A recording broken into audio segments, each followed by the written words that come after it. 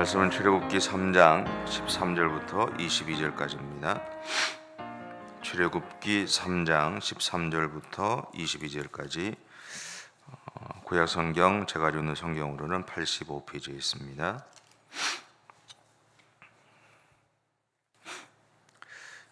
우리 다 찾으셨으면 우리 함께 봉독하겠습니다. 모세가 하나님께 아뢰되 내가 이스라엘 자손에게 가서 이르기를 너희의 조상의 하나님이 나를 너희에게 보내셨다 하면 그들이 내게 묻기를 그의 이름이 무엇이냐 하리니 내가 무엇이라고 그들에게 말하리이까. 하나님이 모세에게 이르시되 나는 스스로 있는 자이니라. 또 이르시되 너는 이스라엘 자손에게 이같이 이르기를 스스로 있는 자가 나를 너희에게 보내셨다 하라. 하나님이 또 모세에게 이르시되 너는 이스라엘 자손에게 이같이 이르기를 너희 조상의 하나님 여호와 곧 아브라함의 하나님, 이삭의 하나님, 야곱의 하나님께서 나를 너희에게 보내셨다 하라. 이는 나의 영원한 이름이요 대대로 기억할 나의 칭호니라. 너희는 가서 이스라엘의 장로들을 모으고 그들에게 이르기를 여호와 너희 조상의 하나님 곧 아브라함과 이삭과 야곱의 하나님이 내게 나타나 이르시되 내가 너희를 돌보아 너희가 애굽에서 당한 일을 확실히 보았노라. 내가 말하였거니와 내가 너희를 애굽의 고난 중에서 인도하여 내어 적과 꿀이 흐르는 땅 곧 가나안 족속, 헷 족속, 아모리 족속, 브리스 족속, 히위 족속, 여보스 족속의 땅으로 올라가게 하리라 하셨다 하면 그들이 내 말을 들으리니 너는 그들의 장로들과 함께 애굽 왕에게 이르기를 히브리 사람의 하나님 여호와께서 우리에게 임하셨은즉 우리가 우리 하나님 여호와께 제사를 드리려 하오니 사흘 길쯤 광야로 가도록 허락하소서 하라. 내가 아노니 강한 손으로 치기 전에는 애굽 왕이 너희가 가도록 허락하지 아니하다가 내가 내 손을 들어 애굽 중에 여러 가지 이적으로 그 나라를 친 후에야 그가 너희를 보내리라. 내가 애굽 사람으로 이 백성에게 은혜를 입히게 할지라. 너희가 나갈 때에 빈손으로 가지 아니하리니 여인들은 모두 그 이웃 사람과 및 자기 집에 거류하는 여인에게 은폐물과 금폐물과 의복을 구하여 너희 자녀를 꾸미라. 너희는 애굽 사람의 물품을 취하리라. 아멘. 이스라엘 민족에게 있어서 이름은 굉장히 중요한 의미를 가지고 있습니다. 왜냐하면 이름에는 그 사람의 인격과 또 영성 그리고 권위와 능력이 나타나기 때문에 그렇습니다. 그래서 성경은 집으로도 돌아오던 야곱이 이 얍곡 강가에서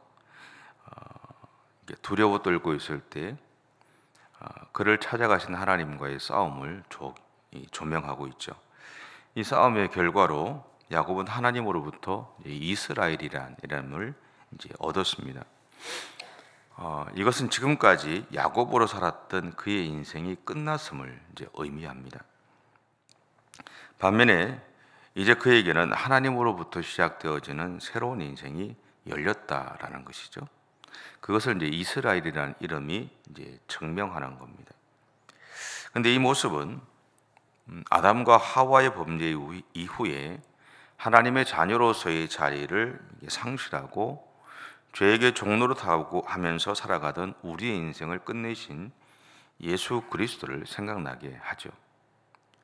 예수님은 자신의 생명으로 우리의 생명을 사셨습니다. 그래서 하나님과 상관없이 살아가던 우리의 삶을 멈추게 하시죠. 그리고는 이제 하나님 안에서 새로운 인생을 살아가게 하신 겁니다. 물론 오늘 우리의 이름은 여전히 저는 김윤영이고 예수님을 알기 전에도 김윤영이었지만 예수님을 안 다음에도 김윤영이에요. 그런데 그 이름 안에는 뭐가 들어있냐면 예수 그리스도로 인해서 새로운 생명을 얻은 김윤영이라는 이름이 포함되어 있다는 거죠. 이것을 고린도후서 5장 17절은 이렇게 정언합니다. 그런즉 누구든지 그리스도 안에 있으면 새로운 피조물이라. 이전 것은 지나갔으니 보라 새 것이 되었도다. 우리의 삶은 과거의 삶이 아니라 새로운 인생이 되어졌다라는 겁니다. 본문에서 하나님의 명령으로 애굽으로 가야 하는 모세에게는 고민이 하나 있었습니다. 그것은 과거 자신에 대해서 알고 있었던 유대인들이 자신을 향해서 질타할 때 어떻게 대답해야 하는가라는 거죠. 굉장히 큰 고민이죠. 이것을 그는 13절에서 이렇게 표현합니다. 13절 우리 같이 한 번 더 읽겠습니다. 시작. 모세가 하나님께 아뢰되 내가 이스라엘 자손에게 가서 이르기를 너희 조상의 하나님이 나를 너희에게 보내셨다 하면 그들이 내게 묻기를 그의 이름이 무엇이냐 하리니 내가 무엇이라고 그들에게 말하리까. 이 말은 무슨 말이냐면 네가 하나님이 너를 보냈다고 하는데 그게 뭐냐? 그걸 어떻게 증명하느냐? 과거에 우리가 너를 알고 있는데 과거의 너나 지금의 너는 다른 것이 없는데 그것을 어떻게 설명하느냐라는 거였어요. 모세가 하나님에게 이렇게 질문한 이유는 두 가지입니다. 첫째는 모세는 자신이 애굽에서 어떻게 도망쳤는지 알고 있었기 때문이죠. 그리고 당시 유대 지도자들 또 유대 백성들은 모세의 범죄로 인해서 자신들이 곤란한 상황에 처할지 모른다라는 두려움 때문에 자신들은 모세와 아무런 관련이 없다라고 주장을 합니다. 그 방법은 모세와 자신들의 관계를 잘라내는 거였어요. 이것이 모세의 마음을 무너지게 했던 겁니다. 자신들의 이익을 위해서 나와의 관계를 단절시킨다면 여러분 힘들지 않으세요? 그러니까 모세도 마찬가지였다라는 것이죠. 과거의 모세는 그들을 동족이라고 생각을 했고요. 그래서 어떻게 하든지 그들을 애굽에서 보호하고 지켜주려고 노력을 했습니다. 그런데 이스라엘 백성들은 자신들의 삶을 지키기 위해서 모세 자신을 버렸던 것이죠. 이런 상황이 있었던 모세에게는 자신이 이스라엘 백성들에게로 돌아갈 당위성이 필요했던 겁니다. 그래서 하나님은 14절부터 16절에서 이렇게 말씀을 하십니다. 14절부터 16절 우리 같이 한번 읽겠습니다. 하나님이 모세에게 이르시되 나는 스스로 있는 자이니라. 또 이르시되 너는 이스라엘 자손에게 이같이 이르기를 스스로 있는 자가 나를 너희에게 보내셨다 하라. 하나님이 또 모세에게 이르시되 너는 이스라엘 자손에게 이같이 이르기를 너희 조상의 하나님 여호와 곧 아브라함의 하나님 이삭의 하나님 야곱의 하나님께서 나를 너희에게 보내셨다 하라. 이는 나의 영원한 이름이요 대대로 기억할 나의 칭훈이라. 너는 가서 이스라엘의 장로들을 모으고 그들에게 이르기를 여호와 너희 조상의 하나님 곧 아브라함과 이삭과 야곱의 하나님이 내게 나타나 이르시되 내가 너희를 돌보아 너희가 애굽에서 당한 일을 확실히 보았노라. 하나님은 모세에게 자신에게 사명을 주신 분이 하나님이시다라고 선포하고 계신 거죠. 그리고 이스라엘 백성들에게 모세 자신을 보내신 분이 하나님이신 것을 선언하게 하셨던 겁니다. 그리고 이스라엘 백성들에게 그들을 애굽에서 데리고 나오게 하시는 분도 하나님이시라는 것을 주장하게 합니다.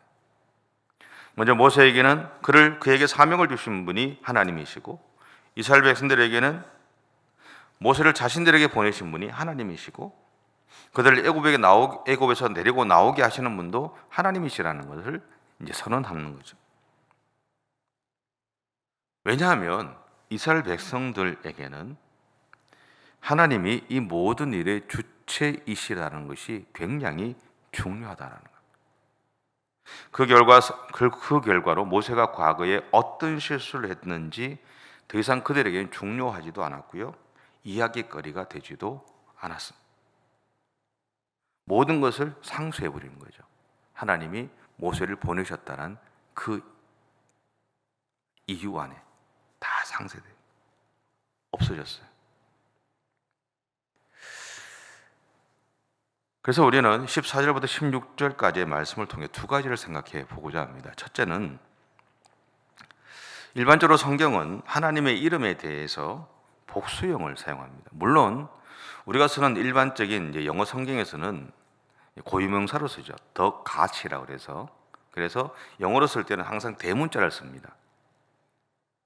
왜냐하면 유일하다라는 의미를 가지기 때문에 그렇습니다. 그래서 소문자를 쓰지 않거든요. 소문자로 표현할 때는 대부분 그 뒤에다가 s를 붙입니다. 일반적인 신들을 의미하기 때문에 그렇습니다. 근데 왜 하나님이 복수형을 썼을까라는 것이죠. 여기 대해서 학자들은 이렇게 얘기를 합니다. 그분이 삼위일체 하나님이시라는 것을 증명하기 위함이다라고 표현합니다. 그러니까 복수형을 쓴 것은 이제 히브리 말, 히브리어에서는 복수형을 쓰는데 그까지 알 필요는 없으니까 그렇게 씁니다. 근데 그 이유 중에는 하나님이 삼위일체 하나님이라는 것을 이야기하기 때문이라는 거예요. 근데 여기서 삼위일체 하나님에 대해 설명하려면 시간이 많이 가잖아요. 밥도 해야 되고 출근도 해야 되는데 못합니다. 그리고 또 어떤 학자들은 여기 한 가지를 더 붙입니다. 그것은 뭐냐면 하나님의 절대적인 왕권을 나타내기 위함이다라고 표현하기도 합니다. 근데 예를 들어서 우리나라에서는 예전에 과거의 왕들이 자신을 표현할 때 어떻게 표현했어요? 짐이라고 그랬잖아요. 짐, 그죠? 그리고 영어에서 왕이 자신을 표현할 때는 가리킬 때는요, we라는 단어를 씁니다. 그러니까 우리라는 단어를 써요. 근데 왜 그렇게 하느냐면 이 왕이라는 말에는 왕 자신만을 가리키는 것이 아니라 백성 전체를 대표하는 사람으로서의 왕을 말하기 때문에 그렇다고 합니다. 그래서 복수형을 쓴답니다. 그러니까 우리도 과거의 왕이 자기를 짐이라고 표현한 것은 그런 의미를 포함하고 있다라는 거죠. 그러다 보니까 왕에 대한 존경의 의미도 여기에 담겨져 있습니다. 그러니까 이렇게 보면 하나님이 자신의 이름을 복수형으로 사용하신 이유에는 앞에서 이야기한 것, 학자들이 이야기하는 것 빼고 하나님이 세상 모든 사람의 하나님이 되신다는 것을 선언하시기 위함이다라는 거예요. 둘째는요, 하나님은 자신을 아브라함과 이삭과 야곱의 하나님으로 소개를 하셨습니다. 이렇게 자신을 표현한 것에는 그들의 역사와 관련이 있습니다.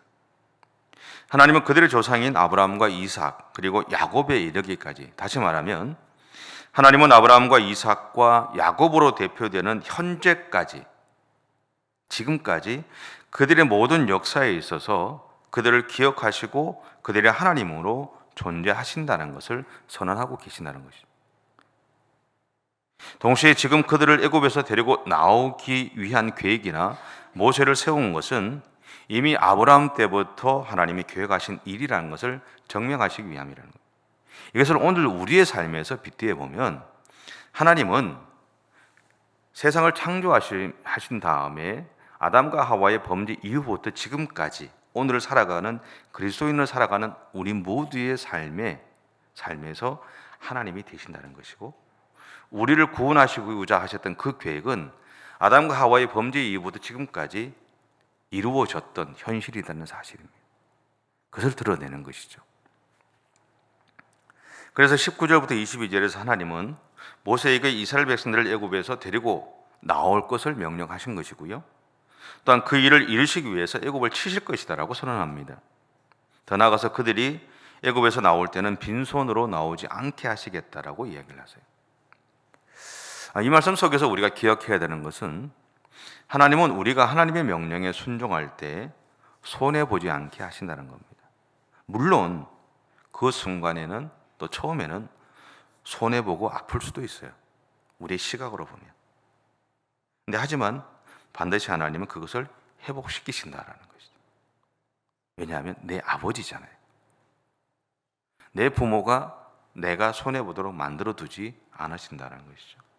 내가 아픈 상태에서 머물지 않게 하신다는 겁니다.